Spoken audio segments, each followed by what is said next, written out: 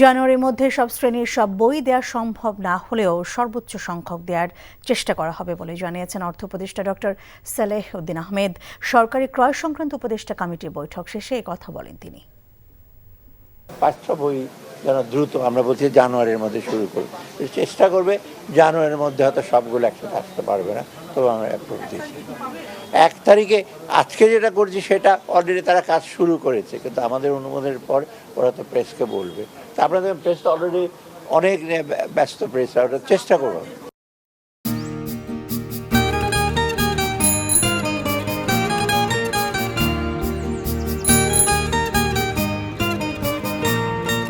শুনেন, পুরুষ মানুষ তো এভাবে ভয় পেলে চলে না, মুখে সাহস রাখতে হয়।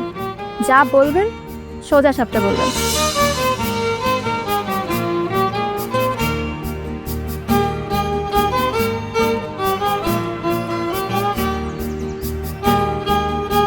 তো এই শীতে যে শীতের কাপড় ছাড়া আসছো, এটা কি ঠিক আছে?